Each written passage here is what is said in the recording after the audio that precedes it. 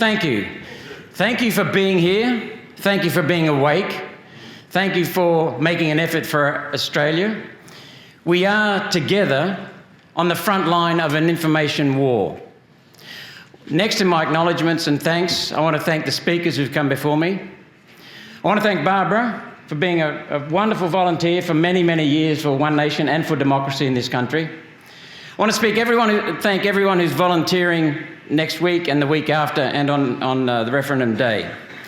Tonight, my topic, and I want to thank Rodney Hanson for organising this whole session. Rodney has a remarkable history of dedication to his community and to his nation. And I mean that sincerely, Rodney. You have done a remarkable job for decades in building your community and supporting your nation and state. Tonight, I want to speak on three topics on the Anthony Albanese voice of division. How the voice will hurt Aboriginals.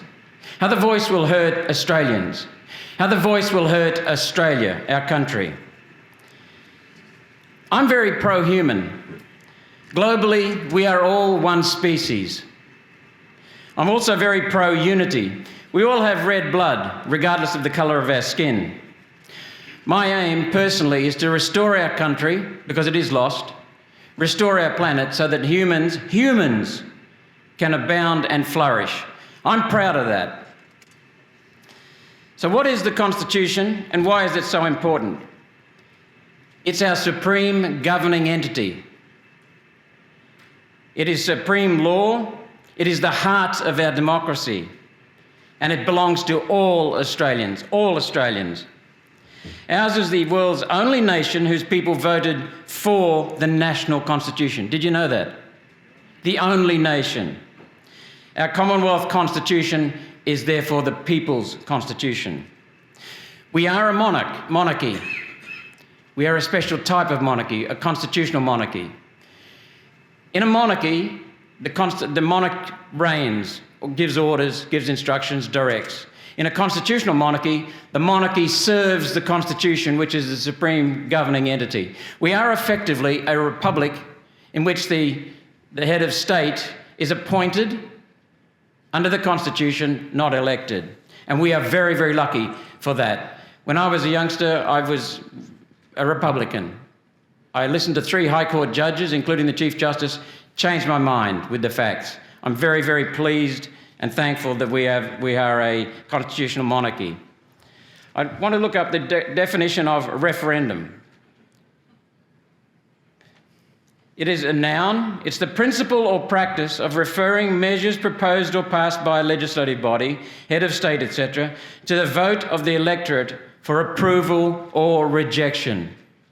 In our Constitution, the head of our Constitution, the supreme governing entity, is the people. Only the people can change our Constitution. The people vote in or vote out a government. And a referendum gives the people to say, it is our Constitution, not politicians' Constitution, and we have to keep it that way. The Australian people are in charge, and only we can change the Constitution. But right now, people in our country are despondent with the way our country is being run because Liberal and Labor have often bypassed the Constitution and tossed it aside. The Constitution is still intact, it's not complied with. People are feeling, correct me if I'm wrong, confused, afraid, angry, apathetic, concerned, very concerned about what's happening to our country.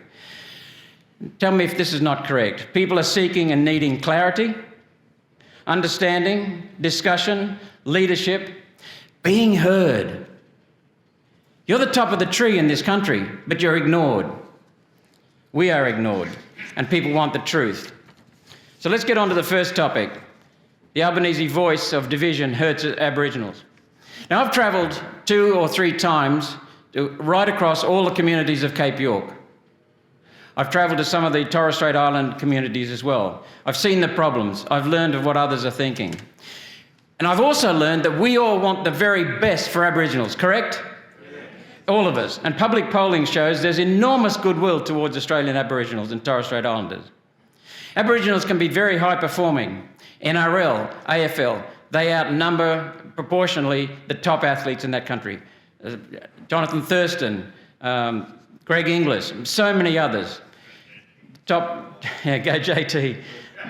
So many top lawyers, so many top parliamentarians. Well, parliamentarians, 11 of the 227, that's 5%, outproportion the 3% who are Aboriginal in the wider community. Doctors, scientists, business people.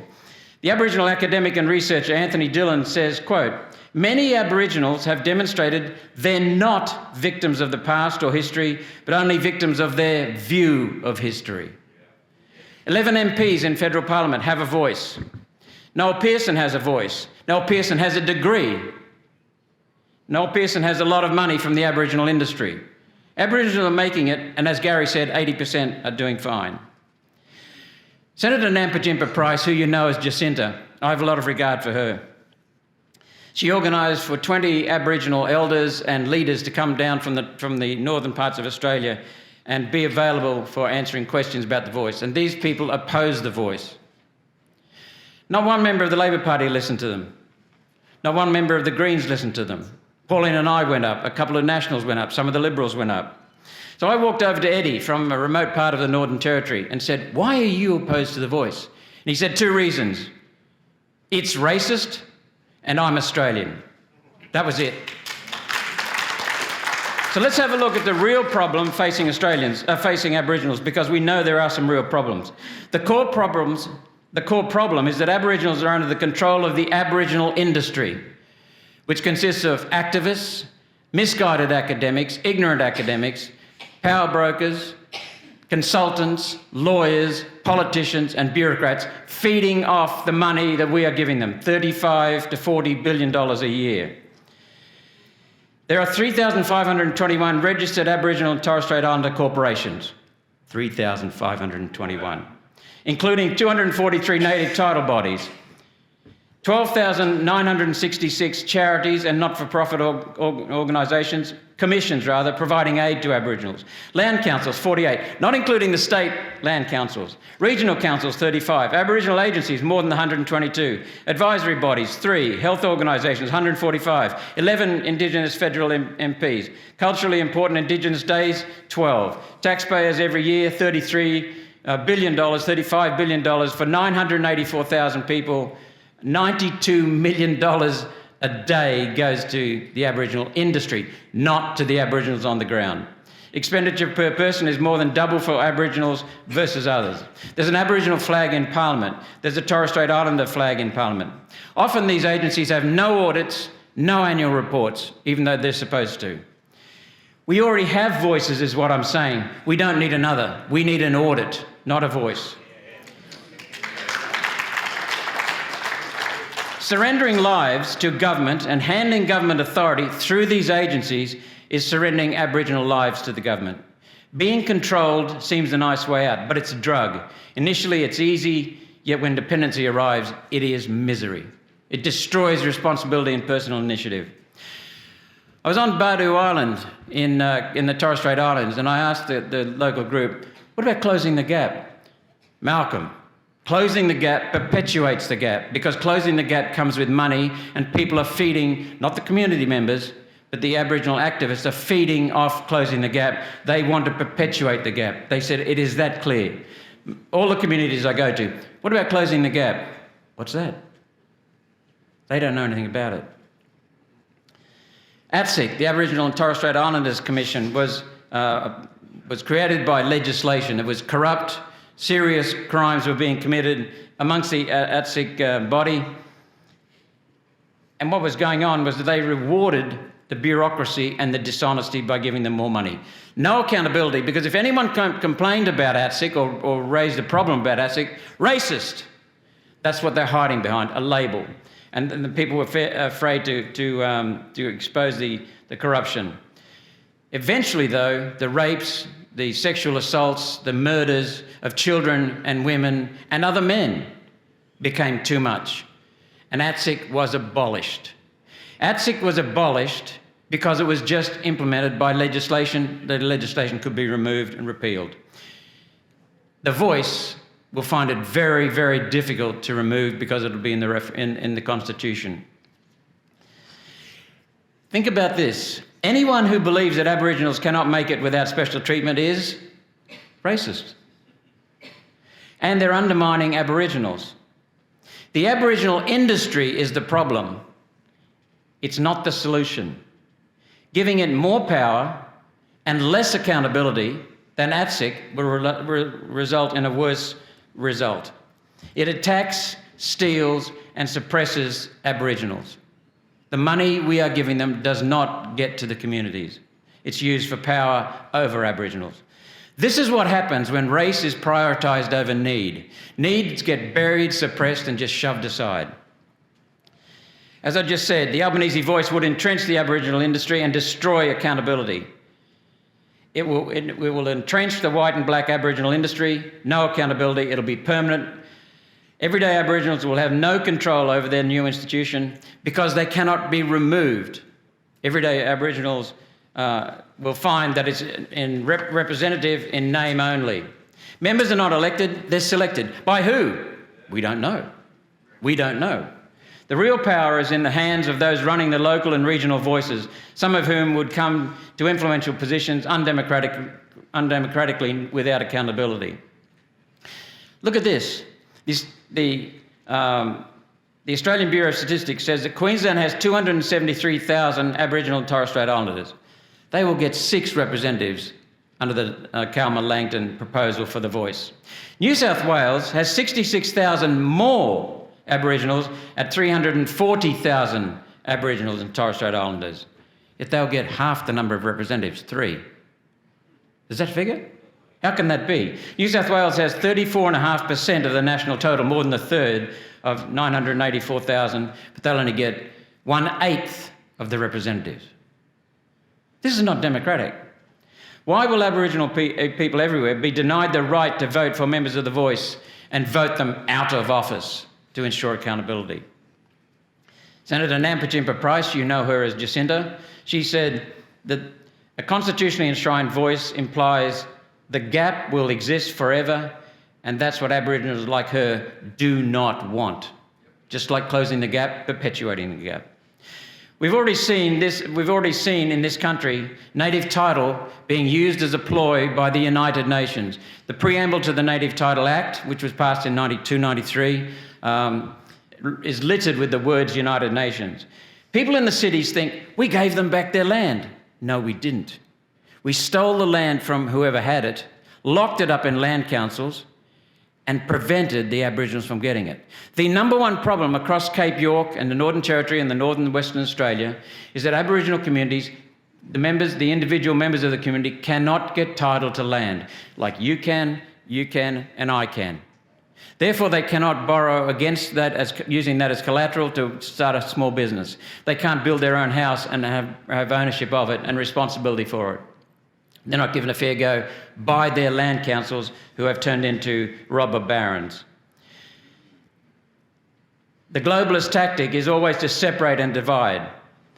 They introduced the term First Nations from overseas. It's not a term from Australia. It came from Canada, where the same tactics were used to steal property from everyone. That creates victims, and with victims comes the opposite, perpetrators. We need an end to the paternalism and the patronisation. There are only 2 Aboriginals of the 11 in Parliament, only 2 Aboriginal MPs raise the Aboriginal problems in public and in Parliament. Nampijinpa Price and Karen Little from South Australia. And think about that, 11 members of Parliament, they're overrepresented proportionally. Does that mean that they've failed because they want a voice now? They haven't done their job? Warren Mundine says, quote, a national voice cannot speak for country, cannot speak for country. It's also been said, quote, the idea that governments can collectivise Aboriginal people into one voice is nonsense. All the Voice does is silence individual Aboriginal voices into one powerful bureaucracy that serves vested interests. We cannot give groups rights, only individuals have rights. The Kiwi MP, Maori, Winston Peters, says, anyone who thinks there is one voice for Aboriginals is insulting. They lack understanding and it guarantees more money for activists, end of quote. The white and black academics in Aboriginal industry bypass the real Aboriginal culture and dilute it and weaken it and destroy it. That's coming from Aboriginals. Penny Wong said, listen to this, one of the most senior people in our country said, when a group is disadvantaged, a little bit of racism is okay to get balance. Yet the voice is permanent racism. Permanent. Who's an Aboriginal? Well, that's determined by ticking a box. From 2016, the census, to 2021, the population of Aboriginals the population in Australia grew 8%. The Aboriginal population grew 23%. That is disrespectful to Aboriginals because having non-Aboriginals claim Aboriginality, and Aboriginals are proud of their Aboriginality. Many Aboriginals oppose the voice. Certainly the ones I've seen, they oppose the voice because they're Australian. Entrenching the white and black Aboriginal industry, and I say white and black because the activists, the academics, the politicians, the bureaucrats, the consultants, the lawyers are white and black, and they're both feeding off the money you're giving them, we're giving them. Entrenching victimhood in the Constitution is putting Aboriginals down. Entrenching Aboriginal disadvantage in the Constitution forever. No accountability will make it worse than ATSEC. Activists are campaigning so hard because it's their top gravy train. This is all about power and money. The Yes campaign has tens of millions of dollars. The No campaign in previous referendums has been given equal money to the Yes campaign by the federal government on your behalf. Not so here. Initially, they only wanted to make the Yes campaign donations tax deductible. They woke up to that when there's a public outcry about it. The Yes campaign has tens of millions of dollars, but we can defeat the moneyed interests and their money. Albanese's voice hurts Aboriginals and Torres Strait Islanders. That's one reason why I'm voting no. Why the Albanese voice hurts Australians? First of all, it divides and separates. The Australian Human Rights Commissioner, Lorraine Finlay, the Human Rights Commissioner, says, quote, "It inserts race into the Australian Constitution in a way that undermines the foundational human rights principles of equality and non-discrimination. It destroys human rights." End of quote. It destroys human rights and destroys non-discrimination. It is pure racism. It entrenches racism and separation in the Constitution. We must be very, very clear. Rule out separation and division in our country. Stop it from coming in. Instead, we need to have Aboriginal people as part of a broad Australia, not endless demands for separate rules, norms, institutions. That came from journalist Paul Kelly, who I don't normally agree with very often, but he has been excellent on this topic of the voice. Really hits the mark. Secondly, the proposal is itself is hiding in details. The proposal is based on deceit and hiding details from the people. The voice lacked details. A whole 9th chapter. We currently have 8 chapters. This introduces a whole 9th. It would be a whole new arm of government. And then the politicians are saying, trust us, we will pass legislation to give you the details. This is giving them an open check. And after the last 3 years, are you going to give any politician from Canberra an open check? Not at all. It'll be a politician's constitution. Hear that again. We currently have a people's constitution. This change, letting the politicians have an open check to write whatever they want, will make it a politician's constitution. It will no longer be yours. There's an inability to explain how the voice would work. They can't even explain the proposition. What's the provision? Why is it important? How it would work? How it will benefit us, all of us as Australians? It lacks the basics, let alone the detail. Why? Because when you see the detail, it'll terrify you. When you listen to the activists who are pushing the details, and Anthony Albanese, when he's in the Territory, speaks and confirms those details. When he's in Sydney, he denies the details. It's a dud and a con. That's why they're not giving us the details. They're hiding the Calma-Langton recommendations that is the basis for the voice because people won't vote for those recommendations. The contradictions on, as I said, in the Northern Territory, he says there will be a treaty. Down here in the capital cities, there won't be any treaty. You can't have it both ways, Anthony Albanese. They're hiding it as a minor change for recognition to feel good. It's just a vibe. That's an insult to every person in this room and every Australian, including the Aboriginals and Torres Strait Islanders. They're pitching it as only for consultation. Yet they say it's the first step for treaty, which will destroy our country. They're relying on an assumed inevitability of success and on public goodwill. They're conning you. They're hoping you're asleep and you don't care. They're hiding behind distractions, emotions, and an alliance of elitists, sports organisations and stars, like American basketballer Shaq. What the hell's he got to do with it? Celebrities, corporations, union bosses, institutions, professional bodies, government departments, on a scale never before seen in this country. Hundreds of community and professional organisations hiding their lack of substance. And all of them depend on us for their money because the government is giving them money. Taxpayer money being used yet again against the taxpayers who are funding it. We, the people of Australia, are not for sale. Not for sale. They're hiding behind smearing and vilifying opponents.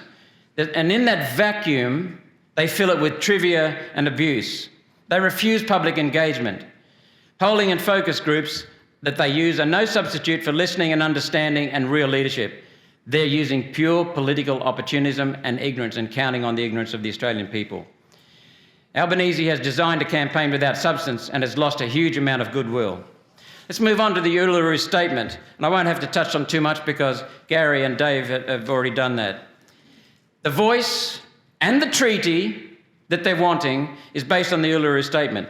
It has been imported from Africa rather, in the 1975 International Court of Justice ruling on Western Sahara. As Zaire's jurist Nicholas Bayona Barmea came up with the original Uluru Statement. It wasn't called an Uluru Statement, but that's where it came from. They stole it, and they haven't even attributed it to him.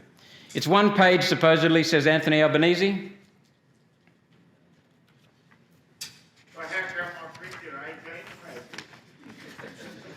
One page, and yet there are 26 pages in this. 26 pages. They're lying. Lying is a form of control to fool you. Senator Karen Little, who's from South Australia and a good Aboriginal, part Aboriginal senator from South Australia, has said that Central Australian residents have been surprised to see their name on the Uluru Statement because they resented that it implied consent when it didn't. The Uluru Statement, there's no list, there's no signatures. 7 delegates walked out. The library can't find where the Parliamentary Library can't find, and their excellent researchers cannot find the location of the Uluru Statement. This is what it's based on. And it's based on something else too. I had some fun with watching Senator Nampijinpa Price beside me in Senate estimates, quizzing the acting minister in Senate estimates hearings, who was Senator Melandiri McCarthy. And Nampijinpa was asking Melandiri questions about the basis of the voice. She asked him many questions about the Uluru Statement, and Senator McCarthy just could not answer them. And in the end, Senator Nampijinpa Price said, "What is the basis of the voice? What is the basis of the Uluru Statement?" McCarthy looked at her and said, "Hope." That is not a basis for a change in your constitution. Uluru mentions sovereignty, and when the first page mentions sovereignty 6 times. Big ambitions for them. Joint sovereignty with the Crown, no mention of consultation. Money, emotion and abuse cannot hide a lack of consultation and a lack of substance. Cannot fool the Australian people. We can defeat the moneyed interests. The government has shown no legal advice backing the establishment of the voice or the Uluru Statement. No legal advice. They're wanting to change the top legal document in our country. The scope is unlimited for the voice because it lacks definition and is not costed. It's uncosted. How much will it cost to establish? How much will it cost to run? What will the budget be? The referendum alone is going to cost $364 million. How many staff? How many officers? Where will they be? What will the cost be? Who's going to pay for this? We are. Who? We are. That's right. Open-ended blank cheque on both the money and the powers of this institution. There are so many other questions. The details will be left to the government, to Parliament. So it'll become a politician's constitution. We need less political interference in people's lives, not more. Already Canberra is dysfunctional. It's working down there is like swimming in treacle. It is so difficult. Former judges of the High Court have said that everything will be open to appeal. There'll be confusion reigning supreme. It's open-ended, it's unbounded, it's unlimited, it is unworkable. The top voice activists and proponents include Megan Davies and Gabriel Appleby, who said, quote, "The voice will be able to speak to all parts of the government, including the Cabinet, the ministers, the public servants, and the independent statutory officers and agencies, such as the Reserve Bank. It can't shut the voice up, end of quote. Great Barrier Marine Park Authority, Centrelink, the Australian Taxation Office. Every department, every agency will be subject to the voice. This is what the top proponents are saying. And this was always their intent. Legally, it's very risky. Retired High Court Justice Callanan said, quote, "It should be carefully noted that the proposed amendment is unqualified. It does not say core matters or matters wholly, predominantly, substantially, partially, exclusively, essentially, basically, largely, entirely, currently, broadly, especially, or even beneficially related to Aboriginal and Torres Strait Islanders people. Everything is at large. Everything. There's nothing specific about this. It undermines the authority of executive government. It supersedes Parliament and can only legislate, will only be able to legislate consistent with the voice. It threatens the supremacy of Parliament, and that represents all Australians equally. It terminates equal citizenship because of that very reason. It implants in the Constitution a group rights body, and Gary and David spoke strongly about that. I agree entirely. And they're representing one group for the specific purpose of giving this body unique access to advise, influence, and determine public policy across the board. Giving that body that power, not the Aboriginal people, who will have nothing to do with their selection. Remember that. There's also damage in distracting us from real issues. Look at the cost of living. Look at the immigration, rampant immigration, scooting up high power prices, high housing prices and rentals, energy destruction in our communities, governance that is shoddy, sovereignty that's being ceded. And what are we talking about? The voice. Smashing of our constitution. Every major problem in this country comes from Canberra. There is no doubt in my mind about that. And then, to top it off, if the referendum fails, Anthony Albanese said he will legislate it. So what he's doing to you, he's giving you a big fat middle finger. Big fat middle finger. If he can legislate it, why doesn't he not just have legislate it rather than have a referendum? Putting things in the Constitution takes it beyond the Parliament. And why should a claimed solution to a temporary problem be there forever? I'll be happy to talk more about this in question and answers. The ballot paper must state the proposed law. Section 128 of the Constitution says it must state the proposed law change. This ballot paper will not. I've talked to a barrister who has taught constitutional law at a top university in Australia, and he says in his view, the ballot paper, as is proposed, will not comply with the Constitution. Albanese Voice has no substance. It is about unlimited power to a new group in the Aboriginal industry. It hurts all Australians because when they get more power, that small group, not Aboriginals, a small group, you get less power. Let's have a look at the third point. Albanese's voice hurts Australia. It is the biggest change to our democracy in Australia's history, far bigger than every other referendum. And 44 referendums have failed in this country, 8 have succeeded. It undermines our one-vote democratic system. Paul Kelly again said, quote, "Australians will have different democratic rights based on race and ancestry," end of quote. It is divisive. It reduces the power of the overwhelming majority of Australians. Paul Kelly again said, "This is a group rights body with its core functions constitutionally untouchable, but able to give advice across the entire ambit of your government." It's no longer your government. And there'll be a land grab, just like native title, and a sovereignty grab, just like native title, because the ultimate goal, as they've said in quiet, is a treaty. The voice is to establish a body that can have a treaty then, that can argue and negotiate a treaty with the others in the country. That's not a treaty. A treaty is between two separate nations. It's the first step for a treaty. In 1788, Britain pursued no treaty because there was no nation in this country to treat with. The High Court in 2020 made a ruling in the Loves case No claim to sovereignty after 1788. Settled. They want reparations because the Voice designers and activists have stated that, including prominent communists. The intent, the aim of the globalists seeking to intercede in our country and destroy our sovereignty is communism. They've said that. We know that. Unelected socialist global governance. At the moment, it's the Voice. If the people of Australia pass this, it becomes the invoice. It's costly in terms of directly costly to run. It'll be indirectly costly in terms of delays to our parliamentary process and governance and the lack of accountability and the distraction from real issues in this country. The Senate, in recent months, has refused inquiries that Pauline has put in place through motions, refused inquiries into defining Aboriginal. Refused. What are they afraid of? Refused inquiries into reviewing the Native Title Act, which is destroying Aboriginal livelihoods, and refused an inquiry into the misuse of funds into the Aboriginal industry. Yet agencies spend billions of dollars with no report, no audit.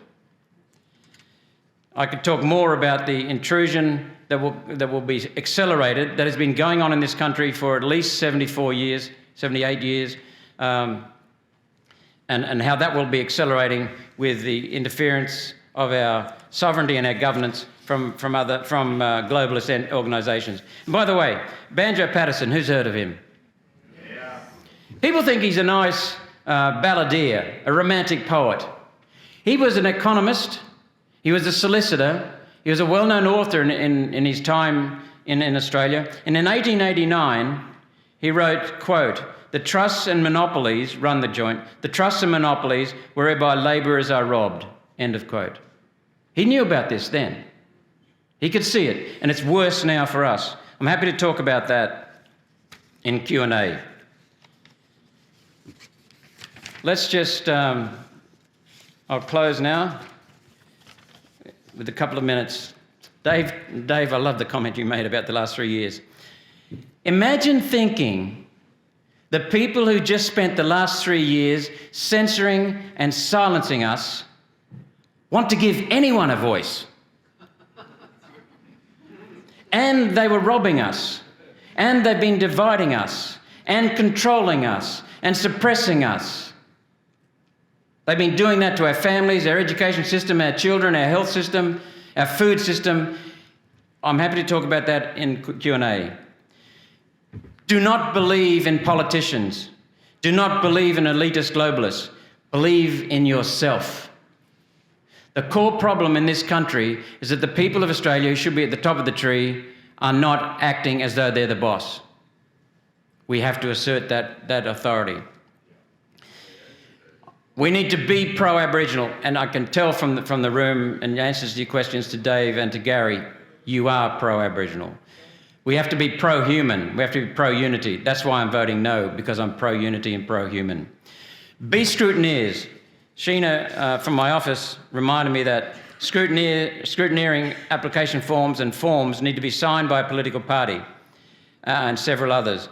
The One Nation website has signed forms. If you have any problems, contact head office. Sheena, she's down the back there. Can you just put up your hand, please? She's standing up. Go and see Sheena if you'd like to volunteer. And to those who are already signed up, thank you so much. Australians should all have the same rights.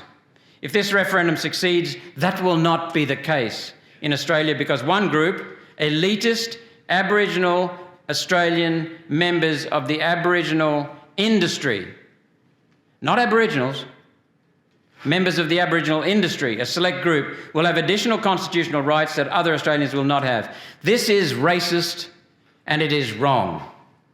Instead, we all share two identities. We're all humans and we're all Australians. Our nation is the world's only nation whose people voted for the national constitution. Our Commonwealth constitution is the people's constitution, the only one in the world. Giving the government, activists and the UN a dishonest proposal is an open, blank slate for making detailed changes and will degrade it to a politician's constitution. We don't want that. In answering a question, Prime Minister Albanese acknowledged the public has turned against the Voice. The polls confirm that. The bookies confirm it well and truly. He confirmed that if the people reject his racist voice, he will legislate it. He will defy the will of the people, your will.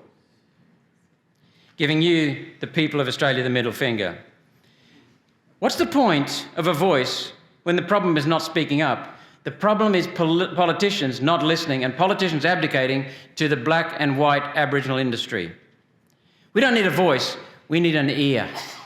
A big, strong ear. The arrogance, the deceit, the unwillingness to listen.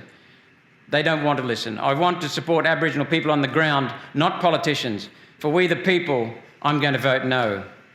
Lorraine Finlay, the Australian Human Rights Commissioner, says, quote, "You can believe passionately in human rights, equality, and the importance of reconciliation, and you can decide, based on your very belief in the importance of those principles, to vote no."